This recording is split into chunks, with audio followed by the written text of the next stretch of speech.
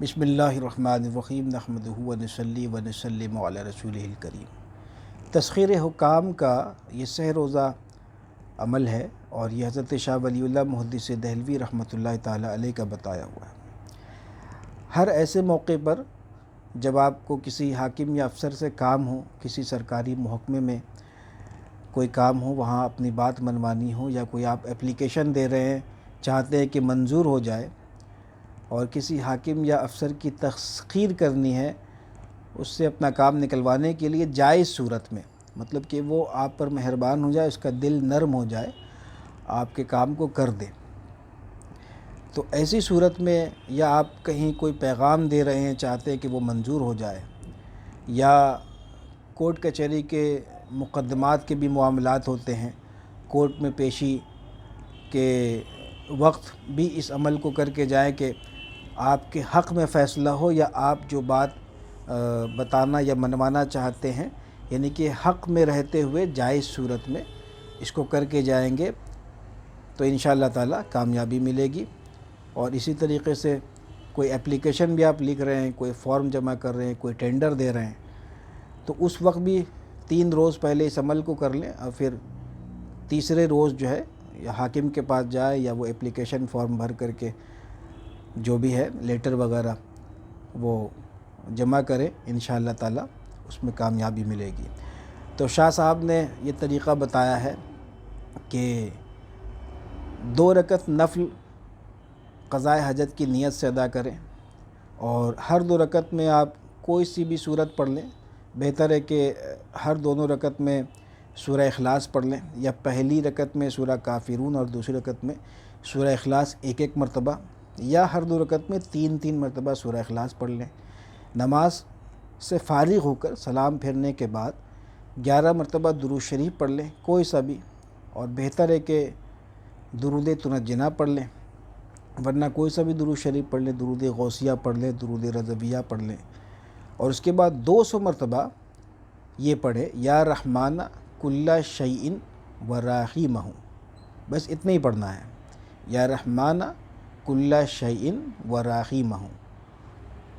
200 مرتبہ گن کر کے پڑھنا ہے، پھر 11 مرتبہ درود شریف پڑھیں، دعا کریں، اور جس مقصد کے لیے پڑھ رہے ہیں اس کو بالکل ذہن میں رکھتے ہوئے سکون سے اس کو اور یقین کے ساتھ پڑھیں۔ پھر دوسرے روز بھی اسی طریقے سے کریں۔ یہ آپ جو نفل ہے چاشت کے وقت یا اشراق کے وقت صبح اس کو پڑھ سکتے ہیں،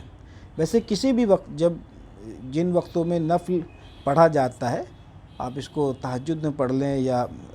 مغرب کے بعد پڑھ لیں، عشاء کے بعد پڑھ لیں، کبھی پڑھ لیں۔ تو ایسے میرا جو مشورہ ہے یا معمول ہے وہ چاشت کے وقت میں یا اشراق کے وقت میں یا چاشت کے وقت میں وہ پڑھ لیں، اور اس کے بعد دوسرے روز بھی اسی طریقے سے پڑھیں، 2 نفل پڑھیں اور 200 مرتبہ اس اسم کو پڑھیں، مقصد کو ذہن میں رکھیں۔ پھر تیسرے روز 2 نفل پڑھیں اسی طریقے سے، لیکن تیسرے روز جو ہے 200 کے بجائے 1000 مرتبہ یہ پڑھنا ہے، یا رحمانہ کل شیء و رحیمہ، 1000 مرتبہ پڑھیں، اور اس کے بعد اپنی داہنی ہتھیلی پہ یہ اسم اس کو آپ لکھ لیں، کسی بھی قلم سے لکھ لیں، یا رحمانہ کل شیء و رحیمہ۔ اس کے بعد آپ حاکم یا افسر کے پاس جائیں جس سے بھی اپنا کام نکلوانا ہے، اور دل میں یا زبان پر بلا تعداد اس اسم کو پڑھتے ہوئے جائیں، تو انشاءاللہ تعالیٰ افسر مہربان ہوگا، یا جس کام کے لیے آپ جا رہے ہیں کسی سے اپنی کوئی بات منوانی ہے جائز طریقے سے، جائز امور میں، تو انشاءاللہ آپ کی بات مانے گا۔ اور اسی طریقے سے جب یہ کام آپ کا ہو جائے، مطلب کہ آپ حاکم کے پاس سے آپ جب فارغ ہو جائیں اپنے کام سے، تو اس وقت یہ کرنا ہے کہ ہتھیلی میں جو لکھا ہوا اسم ہے اس کو پھر دھو ڈالنا ہے، کسی پاک جگہ پہ اس کا پانی ڈالنا ہے کہ جہاں بے ادبی نہ ہو، جیسے پھول کے پودے وغیرہ میں، یا کوئی کاٹن ہے بھگو کر کے اس سے آپ صاف کر کے، اسی طریقے سے گھر میں ہی اگر آن لائن کوئی فارم جمع کر رہے ہیں، کچھ بھی کر رہے ہیں، تو اگر کوئی بڑا اس طریقے کا کوئی کام ہے جس کو آپ چاہتے ہیں کہ وہ ہو جائے، تو اسی طریقے سے 3 دن کرنے کے بعد پھر تیسرے روز جب وہ عمل آپ کریں گے تو ہاتھ میں وہ لکھ لیں گے، اور اس کے بعد پھر ٹائپنگ کریں گے کمپیوٹر پہ یا فارم میں وہ لکھ کر کے، اور پھر اس کے بعد اس کو آپ خود جمع کر دیں یا کسی سے بھیجوا دیں، یا آن لائن جیسے فارم وغیرہ جمع ہوتا ہے تو آن لائن اس کو